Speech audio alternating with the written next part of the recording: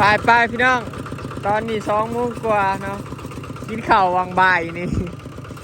สิพากันลงมัดเข่าพี่น้องมัดเข่าหน้า2 ไห่1 ดอก3 ไห่เนาะมัดแล้วสิพ้นขึ้นมาไว้เนาะบอจะสิมือ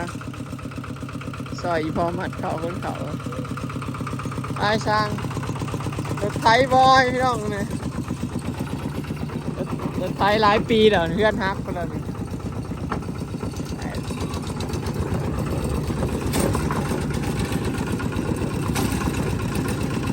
รถไถ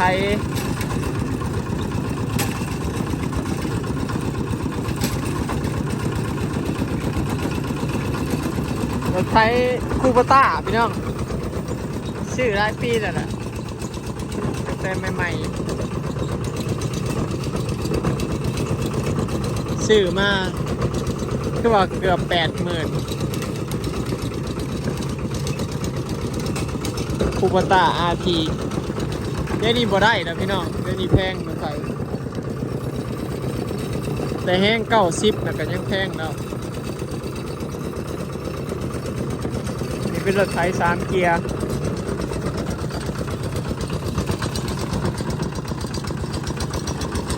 แห้งร้อย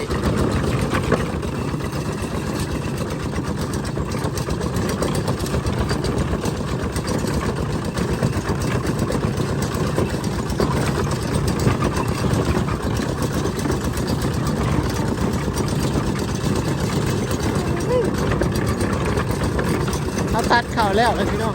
แต่มันให้ดีพอเกี่ยวเมื่อวานนี่แหละหน้ากับใกล้จากเคลื่อนหรอกเนี่ยไปดีก็เห็นฮอดนะพี่น้องสบายดีเด้อพี่น้องสบายดีประสุหูสุคนนะสบายดีรอบบ่ายพี่น้องตอนนี้2 โมงกว่าเนาะเนี่ยมาหนึ่งว่าโบเมนเข่า อันนี้มันหยาล้วนๆนี่เนาะเบิ่งในจักหยาจักเข่าปนกันมาสั้นแนมไปนี่เบิ่งพี่น้องหู้อยู่หัวว่าเข่านี่หน้า2 ให้นี่นะนี่มัดบอยเฮีย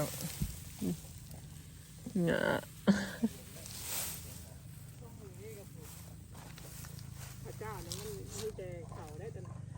กับอีกไข่หนึ่งอยู่เทิงมันเป็นข้าวเจ้าพี่น้องผู้มันเป็นข้าวเหนียวแต่หยาลายชื่อเบิด2 ไห่นี่ได้บ่สอบบ่ฮอดซะจักยันบ่ได้เฮาประมาณสอบนี่แหละคิดว่าปล่อยให้งัวกินกันไม่ได้ไข่ดอก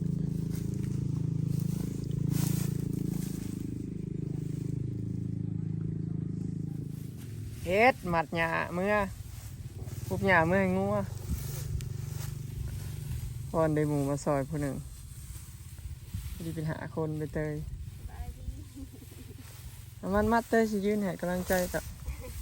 เว้นเขาพอกูดอกเตยมาอย่างเดียวไปเตยมัดจักแยกกันนะมัด2บ่กิ่งไปกิ่งมามัดหอบเดียวบ้าว่างโอ้มีหญ้ากันยังวะมัดหนึ่งจักมีเขาจักต้นเนาะโอ้ยผู้ปั่นเขาบอลเอาอัน100 ละอันผู้บ่เพาะ100 ละ 7 100 ละ 8 100 ละ 9ผู้บ่เอานำอยู่บ่สามนี้ก็ได้เขาเองน้อยเดือไก่เขากินกับปลาใครว่ายันเขาบ่เอาเลยที่เขาบอกปั่นแล้วเขาเอาเบิร์ดเขาปั่นฟรีด้วยขนาด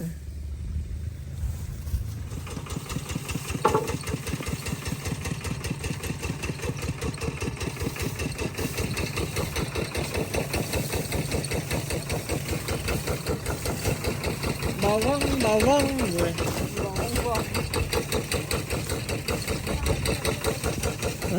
เบาขับ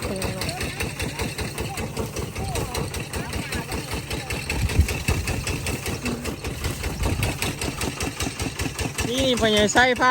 ผ้าขนหยาที่หนาขนเฟือง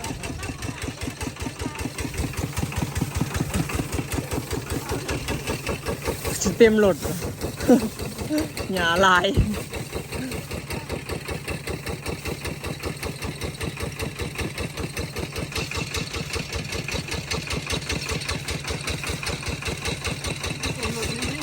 ลีแล้วยังวะมันมาเลี้ยงดีๆ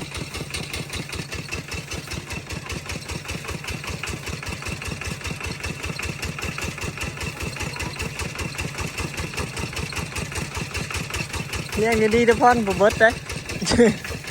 เข่าลาย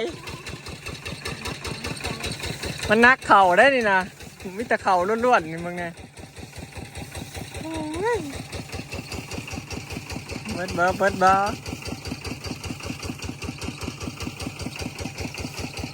สองไห่น้อยเดียวพี่น้อง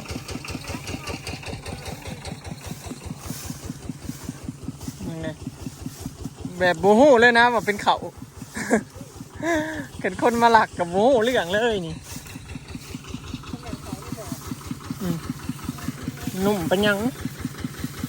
เบาวังเหรอเต็มเมืองไทยเลย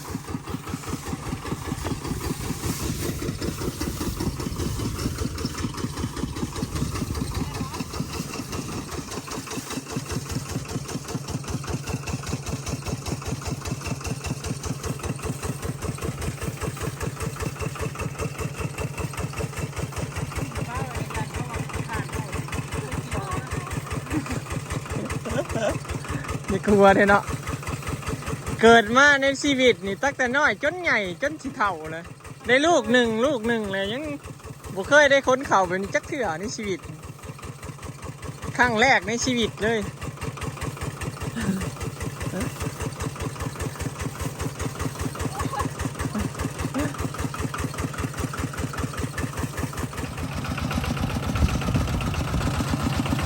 เบิดหลดพอดี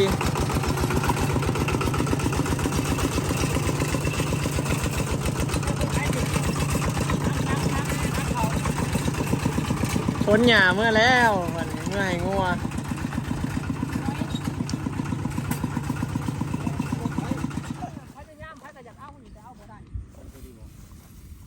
มามัดให้นี่พี่น้องวันนี้ข้าวเจ้าให้เดียวนี่ปีนี้พอแล้วใส่ข้าวเจ้าให้เดียวเห็นบ่นี่แบบนี้เขาจะเอิ้นว่าเขามีข้าวหวานบ่หวานให้กันแต่งามแบบนี้จะเอิ้นว่าเขาคันแบบนี้สู่ไห้มันก็ได้เขาคันแบบคือไห้ลุมโอ้บกกลุ่มกินนะขนาดน่ะมาพี่น้องเดี๋ยวเมาให้มันแล้วส่วงคำเพิ่นก็เลือหน้านี่แหละมัดแล้วนี่ก็เลือแต่หน้าให้ใหญ่ให้เดียวนั่นแหละก็แล้ว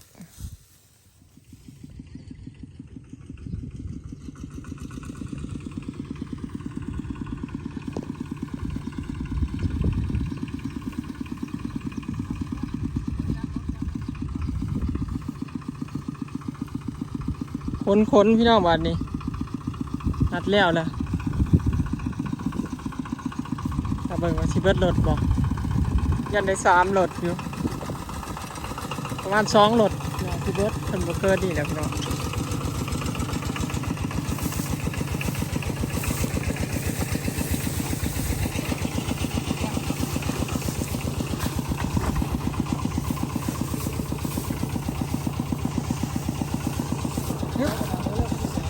นี่เป็นข้าวเจ้าพี่น้องข้าวเจ้าพันธุ์เดียวกันนะกับข้าวบอยเอาเมื่อจากนี่แหละเห็นบ่เม็ดน้อยแต่ว่าของเฮาน่ะขี้ไล่แต่อยู่นี่น่ะงามพี่น้องเขามันบ่ได้เป็นเพี้ยเบิ่งในบ่งามๆนะอันนี้เขาเมื่ออยู่พุ่นมันเป็นเพี้ยแล้วมันบ่งามเนาะเอาเลี้ยงข้างแถวนี่ไปจะโง่ไปพุ่น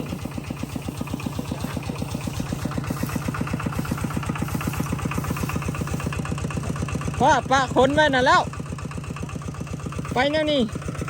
โค้งพุ่นนี่ไปนี่โค้งพุ่นมันจะขนง่าย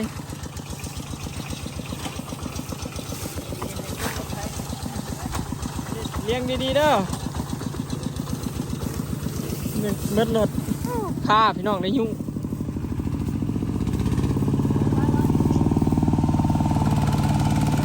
ยั่ว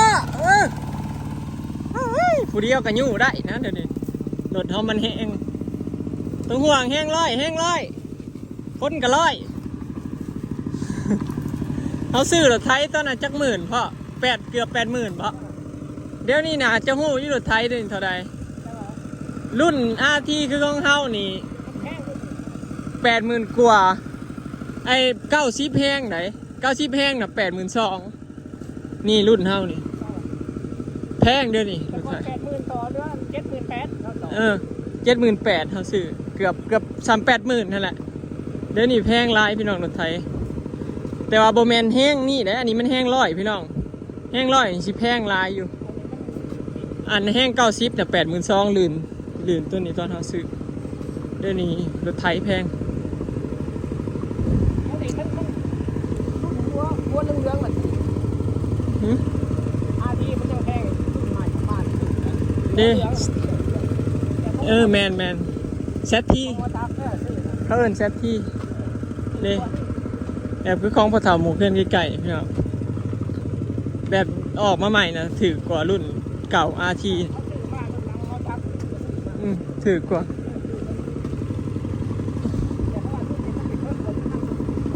เขาว่าแต่ว่าแล้วแต่หมักคอยเราหมักแบบรุ่นใหม่แล้วมันงามเนาะนี่คนแล้วแหละพี่น้องแล้วเรียบร้อยพอดี4 โมงกว่าเนาะลูกค้าไปใหญ่ไส้กับเต็มวงสีอยู่เอ้าโซตกหรอหมูพอนมาซอยพี่น้องแหลกไว้